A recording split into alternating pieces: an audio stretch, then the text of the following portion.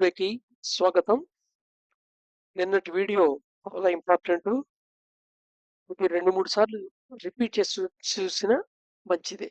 ఎందుకంటే clear understanding ఆ వీడియోలో రావటం చాలా ఇంపార్టెంట్. అదర్‌వైజ్ గుడ్డెది చేలో పడ్డట్టుగా ఉంటుందన్నమాట. యోగా ప్రక్రియ ప్రాక్టీస్ అనేది సెల్ఫ్ గురించి తెలుసుకోవడం అనేది. నౌ సో, నిన్న చూసిన డయాగ్రామ్ ఆధారంగా what need to be done అనేవి స్టెప్స్‌గా చూద్దాం.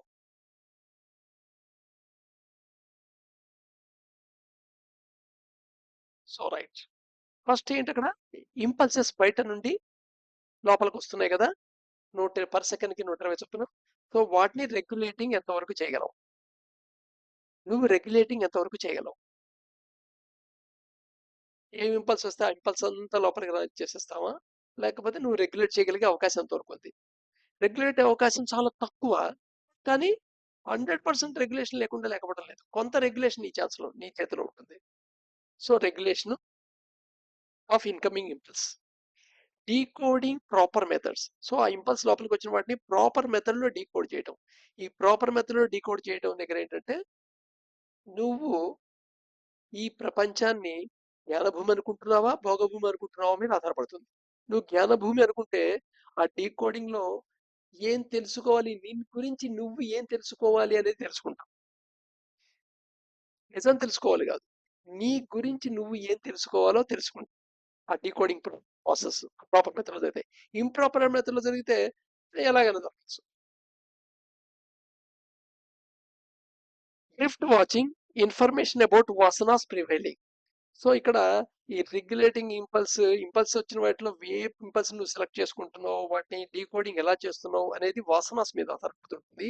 వాసనాస్ ద్వారా నీకు ఇంక్లినేషన్స్ టెండెన్సీస్ క్రియేట్ అవుతాయి కాబట్టి, సో అసలు నీకున్న ప్రివైలింగ్ ఉన్న ఆల్రెడీ నీ లోపల ఉన్న వాసనాస్ ఏమిటి, ఆ వాసనాస్ తెలుసుకోవాలంటే డ్రిఫ్ట్ వాచింగ్ ఖచ్చితంగా చేయాలి. డ్రిఫ్ట్ వాచింగ్ ఎలా చేయాలో ఇంతకుముందు వీడియోస్ లో వచ్చింది. So it's time, happy new year start అయింది. So there for drift watching attempt చేయండి, ప్రాక్టీస్ చేయండి. అటెంప్ట్ చేయండి అట్లీస్ట్ 15 మినిట్స్ లేదా half an hour. Drift watching method ఒకసారి చూసుకొని పాత ఏదో ఒక వీడియోలో ఉంది, డ్రిఫ్ట్ వాచింగ్ చేయండి. Next applying correct methods. So ఈ డ్రిఫ్ట్ వాచింగ్ యొక్క రిజల్ట్స్ అనాలిసిస్ బట్టి నీకున్న వాసనస్ ఏమున్నాయి, ఏమి హ్యాండిల్ చేయాలని ఒక ఐడియా వస్తుంది. దాన్ని బట్టి కరెక్ట్ మెథడ్స్ అప్లై చేయాలి.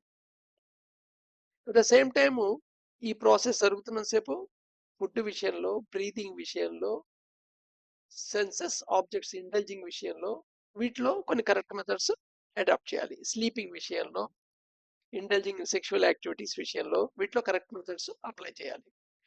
Simultaneously developing new వాసనాస్ at the same time కొత్త వాసనాస్ క్రియేట్ చేసుకోవాలి. యాక్చువల్గా దీని టార్గెట్ గానే రకరకాల రొటీన్స్ వచ్చాయన్నమాట.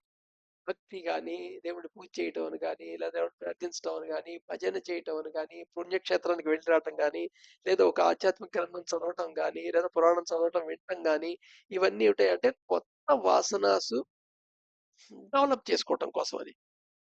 బట్ అవేదో ఇన్సూరెన్స్ ప్రీమియం కట్టినట్టు నేను ఇది చేశాను నాకు ఈ కోరిక తీర్చు అనుకున్నట్టు చేస్తే ఈ కొత్త వాసనలు డెవలప్ అవటం ఉండదు, నీ పాత వాసనలు స్ట్రెంగ్త్ అవుతాయి.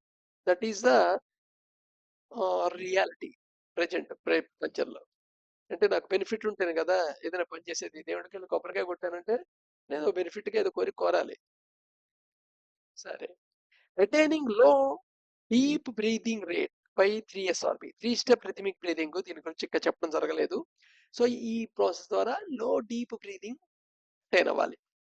దీనివల్ల డీకోడింగ్ ప్రాసెస్ ఎక్కువ టైం పడుతుంది. దానివల్ల ఒక డీకోడింగ్ ప్రాసెస్ ద్వారా వచ్చే ఇంపల్స్ నుండి వచ్చే చిన్న అవుట్పుట్ ఎనర్జీ ఉంటుంది, అది చాలా హైగా ఉంటుంది.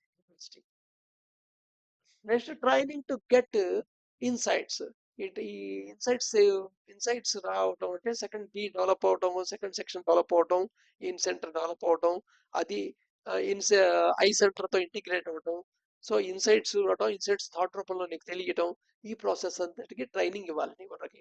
ఈ ట్రైనింగ్ ఇవ్వటంలోనే ఈ అష్టాంగ మార్గంలో మొదటి 4 వస్తాయి. ఏమిటవి? యమ, నియమ, ఆసన, ప్రాణాయామ. ఇక్కడ వస్తాయి అవి. Awareness harvesting. అవేర్నెస్ హార్వెస్టింగ్ చాలా ఇంపార్టెంట్.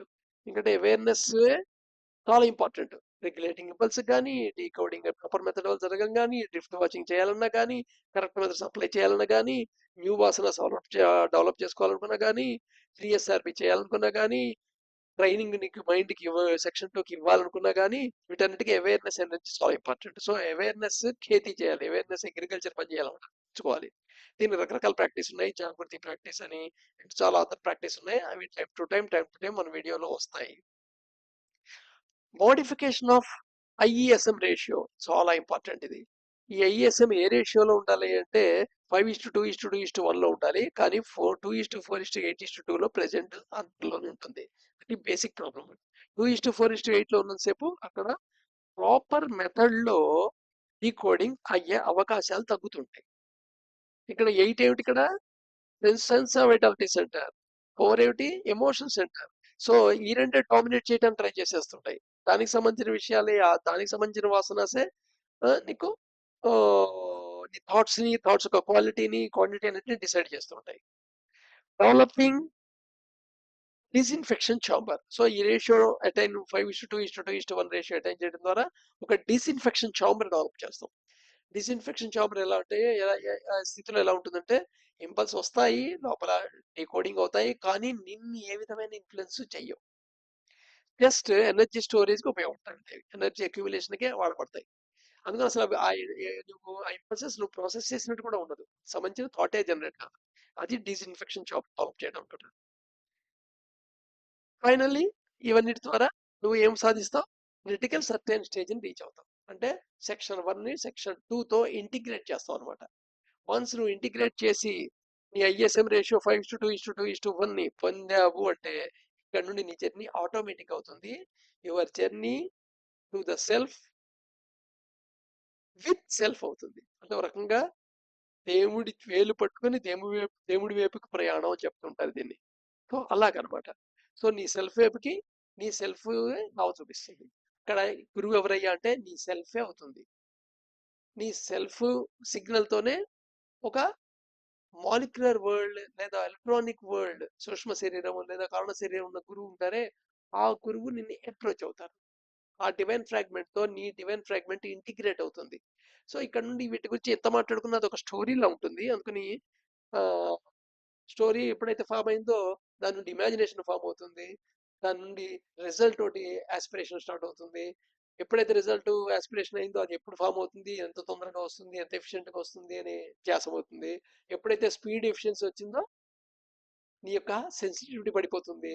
సో నీ యొక్క ప్రొఫౌండ్ ఇంట్రెస్ట్ పోయి సర్ఫేస్ లెవెల్ ఇంట్రెస్ట్ వస్తుంది. వెంటనే నువ్వు జ్ఞానభూమి అనే సంగతి మర్చిపోయి భోగభూమిలో పడిపోతావు, భోగభూమి అనే జాస్లో పడిపోతావు.